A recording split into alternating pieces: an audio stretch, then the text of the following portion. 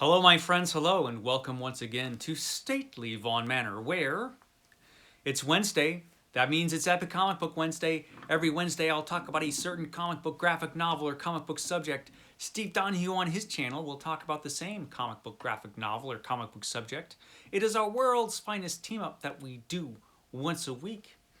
And this week, we've got a subject. We've got a comic book subject. We're going to be talking about the curse of comic book continuity. Comic book continuity. It's a problem.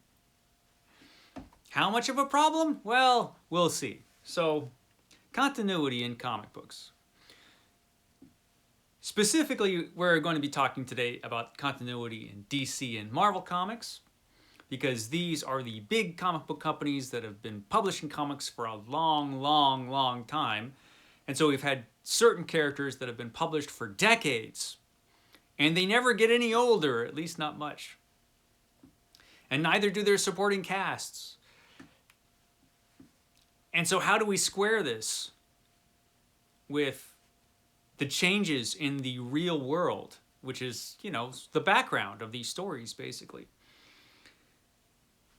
DC Comics and Marvel Comics have tackled this problem differently. And first of all, I guess it's worth asking, is this really a problem in the first place? And if it is it a major problem? Is this something as a reader, we should really even concern ourselves with? Kind of depends. It kind of depends. The thing is that with these characters, these superheroes in Marvel and DC, both of these are universes where we have hundreds of characters interacting with each other in a shared universe over time. And they reflect the universe that we live in, the real world. Marvel, perhaps, a little bit more than DC. But they are reflecting a universe, a version of this one, where all of these characters interact and have adventures over time. Only it's decades worth of time. And so how do you deal with continuity, the passage of time in a comic book, with characters that never grow old? And they can't grow old because, these are popular characters, and the readership for these characters is just going to go on. People will still be reading Superman and Batman and Spider-Man and Captain America in 20 and 30 years. Probably. That's a pretty good guess. And so, how do comic book companies deal with this? Of course, when these characters first showed up on the scene and their adventures were first being chronicled, nobody really thought about this. Nobody concerned themselves about this. Why should they? Even when Marvel Comics showed up on the scene in the Silver Age of comics, and started integrating its universe in a really big way, they didn't think too much about the future, I don't think. Because, when you're writing a comic book, it was a disposable medium. They didn't think that these comics really had much of a future, probably. They couldn't imagine that they'd still be writing Spider-Man in 20 years, let alone 50 years. And so, this isn't something that they really troubled themselves over. But eventually, this became an issue as the decades rolled on and our comic book characters never aged. And Marvel and DC have used different strategies to sort this out and work their way through it.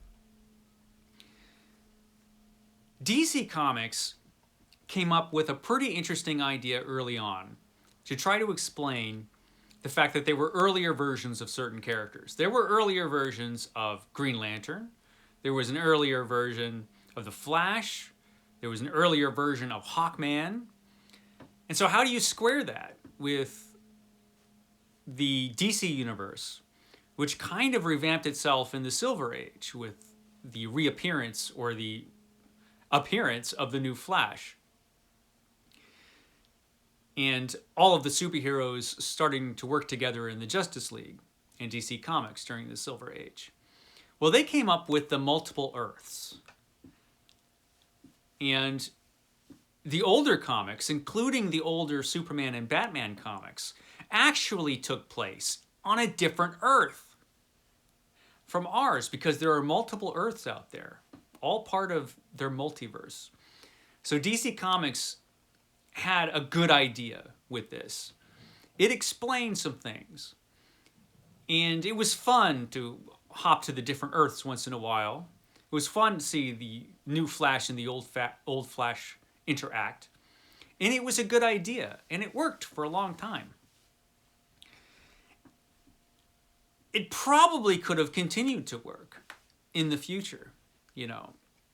But what they ended up doing, DC Comics, to handle continuity issues, is they came up with a miniseries in 1986 called Crisis on Infinite Earths, which I have collected here.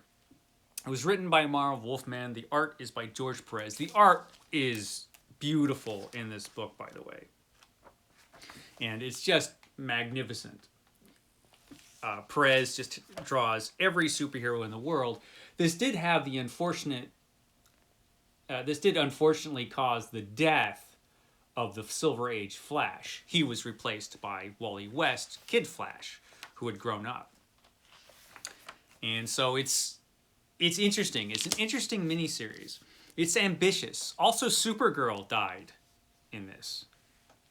So there was a lot of huge, gigantic, universe-shaking things that happened on Crisis on Infinite Earths. And no matter what you might think of the story or their artwork, we do have to wonder if it was worth it and if it was a positive thing. At the time, it seemed like it was, because it really did re-energize interest in the DC universe. And the revamped Superman that came afterward really interested people in Superman, me for one.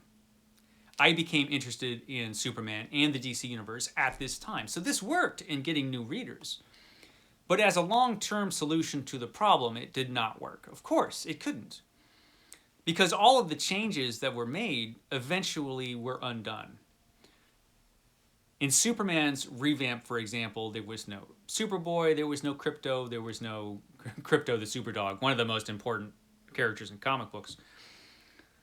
Supergirl was written out, there was no Supergirl. Of course, Supergirl returned eventually, and so did Krypto, and so did a more traditional version of Krypton and Superman's parents, and a lot of the stuff that were changed were, you know, came back into continuity over time, which was its own problem. But at the time that this happened, after you had this big revamp, there was a question, okay, well, you smushed all the Earths together, which is what they did. They destroyed all the infinite Earths, made it into one Earth and one universe. Why they did this, I don't know. It seemed completely unnecessary, but they did it. But it did make people wonder, okay, what happened, what didn't happen? And now DC did make the effort to explain this in the history of the DC universe, which came immediately after Crisis. And that's in this book, so let's take a look at that real quick. Okay, so in my copy of Crisis on Infinite Earths, they reprint the history of the DC universe. The history of the DC universe was written by Marv Wolfman and illustrated by George Perez, and it's an attempt to explain what the history actually is of the DC universe after Crisis wiped out continuity. All the different Earths were crunched into one Earth. And so, what is the history of the DC universe now? And so this was their attempt to explain it. It was originally going to be printed as the last couple issues of Crisis, but then they decided to make it its own thing. And so we've got the history of the DC universe, all of which is completely out of date now. But it is interesting, and Perez does some just beautiful artwork in this. So this is just an attempt to explain, okay, this is what happened in the DC universe. As a history, as an explanation, okay, this is what actually happened in the DC universe, it's moderately successful. Of course, there are a million details they can't put in here. But like I said, it's an interesting read, and the artwork is incredible. And they do so. Of course, here is the John Byrne version of the destruction of Krypton from his Man of Steel series, and they talk about World War II, Black Hawk. Got Sergeant Rock there, so they're still part of the DC universe. It's interesting. It's an interesting book, and like I said, its attempt to explain, okay, well, these things still happened. It's moderately successful, but like I said, it's a little short-sighted because now this history is not history anymore. This was, of course, back in the 80s. And so now this is just kind of a curiosity. It's an interesting read, but it is no longer the history of the DC universe. And so here we have 0 Hour. So 0 Hour was from 1994. Already the cracks were showing in the continuity, in the new continuity of the DC universe from the mid-80s, from Crisis. And so they had to, well, here's another event series, and they had to kind of re-explain or re-examine the continuity. And so we have a little chart at the end of 0 Hour where it explains, okay, this is when Superman came. So today is 1994. 33 years ago, Superman arrived on Earth. So we know that Superman at this time is 33 years old. When he was 23 years old, which was 10 years ago, which was 1984, the new heroic age begins. And that's when Superman, the Justice League, and Batman all showed up. And so in this little time chart here, it kind of goes over, this is when these things happened, you know, and this is the crisis. The crisis happened 5 years ago or 4 years ago. Crisis was only 4 years ago at this point in 1994, so it happened in 1990. Already we're seeing the confusion from Crisis spilling over into the 90s. And so, again, this little chart that they presented is now hopelessly out of date because, of course, Superman and Batman are not in their 50s and 60s. They're still young. And so this was an interesting thing that they did. And I remember when this came out, and I remember thinking, you know, this is going to be good for a while, but, you know, what are you going to do in the future? Yeah, so, yeah, that last bit was from this. This is 0 Hour, Crisis in Time. And this kind of thing happened over and over in DC Comics where they would wipe out the universe and restart it. They did that in the New 52 back in 2011. Was that when that started? And then they had to rechange things all again with Rebirth, another event. And so they have lots of events. And so the DC universe, which basically started with Superman, and these adventures of Superman, the original adventures of Superman, over time, DC's answer has just been to trash and restart their universe. But they've done that so many times that it's very, very confusing at this point. We probably would need another history of the DC universe to be written, but why would you? Because in, 10 or 20 years, it's just going to be out of date. And, no matter what kind of charts you make for the DC universe at this point, it's hopelessly confused. It's interesting. It will be interesting to see how DC kind of solves this problem in the future, whether they'll keep doing this kind of thing or they'll do something different, perhaps something like what Marvel did. So we have Marvel. Marvel Comics, the Marvel Universe started in, 1961 with the Fantastic Four #1. That's when the Marvel Universe started, where we have all of these characters who were integrated into one universe. You have the Fantastic Four, Spider-Man, Thor, a whole bunch of characters. Now, they did right away start using characters that existed before the Marvel Universe. They they used, well, this character, Submariner, for one. He was a character that was from the golden age of comics. And actually, the Human Torch, this is just a revamped version of a golden age character. And Captain America, when he came back as part of the Marvel Universe, he was a character that existed in the golden age. So they had a history too, Marvel Comics did. And so when, like I said, when they started doing Marvel Comics, Stan Lee and Jack Kirby and Steve Ditko would never even imagine they would be still doing this in 20, let alone 30 years in the future.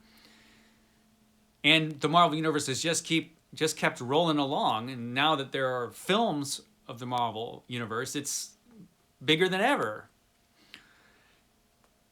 And so they had their own problems with continuity.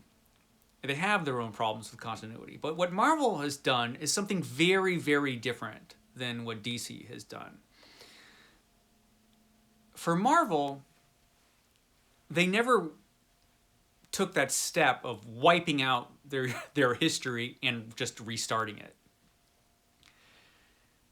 Their way of dealing with continuity for a long, long time was just to ignore it.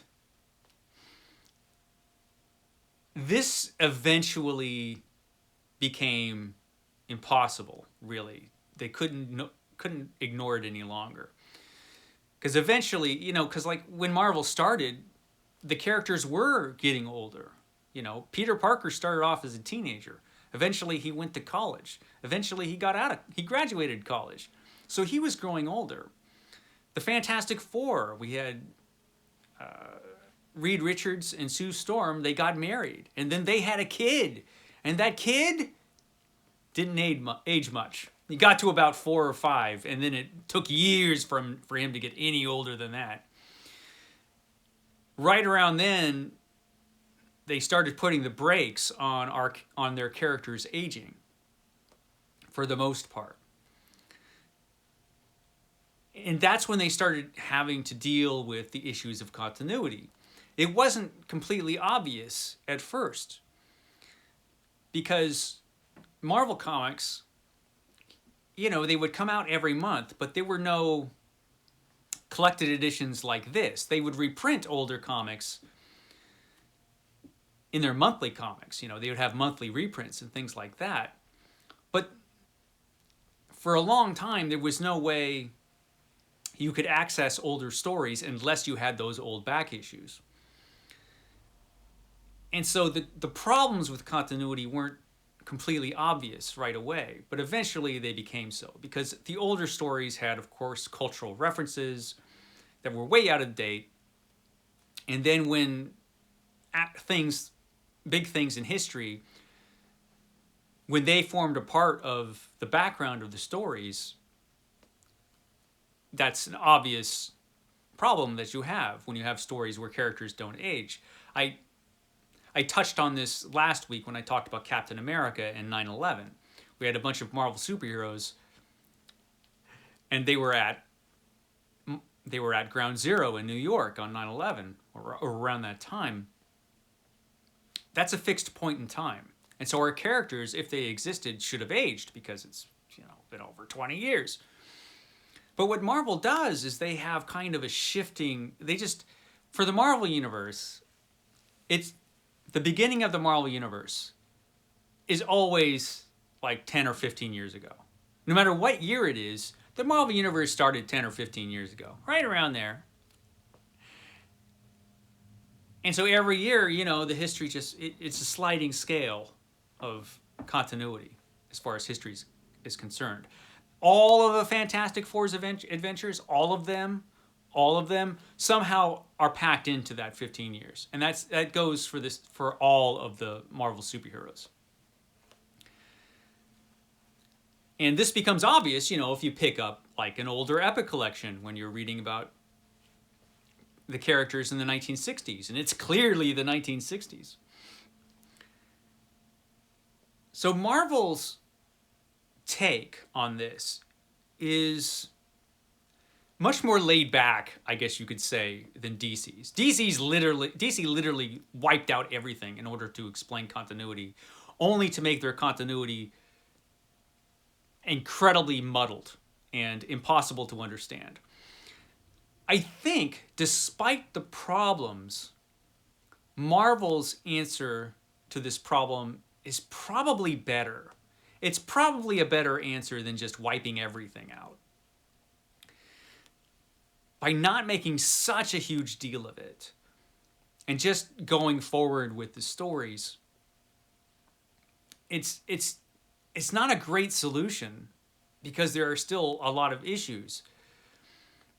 But it's probably better than just wiping out your entire history. Now, the thing that you wonder is, how long could Marvel pull this off? Can they just pull this sliding scale of time on forever? It becomes more obvious in recent years with all the technological changes that are startling, if you look back on it. I mean, if you go back over 20 years, there were no cell phones, there was no internet. The world was different because those things changed the world. And so the characters in this world in the 60s, they were living in an entirely different kind of society than what we live in now. And yet the characters continue. It's an interesting problem. There are different solutions to this problem. I kind of think DC Comics, for example, kind of shot themselves in the foot because they already had a good solution with the infinite Earths, If they wanted, they could have restarted and revamped their universe. John Byrne could have come in and did his Superman stories just the way he did them, but they could have just taken place on a different Earth. DC could have said, okay, we're done with this Earth we were on. Now we're moving on to a different Earth, and this will be our continuity. All that stuff that happened in the old Earth, that still happened on this Earth, right? That stuff's still going on, but we're working on a different Earth now, They could have done that if they really wanted to revamp things. Marvel, I feel like, could come up with a system that's a little less casual, perhaps. They could come up with probably a better solution than they've got. Although currently, of the two, I do think Marvel's is probably better. Particularly if you're like, well, how important is this anyway? How important is the year when something takes place? How important is that? In some instances, it's very important. But how important is it to you as a reader? Is it important enough that you would wipe out huge chunks of comic book continuity or storytelling or history? It's a conundrum. Anyway, I've probably gone on at length with no real answers to this problem, but there you go. Check out Steve Donoghue and see what he has to say about this situation. I will catch you next time.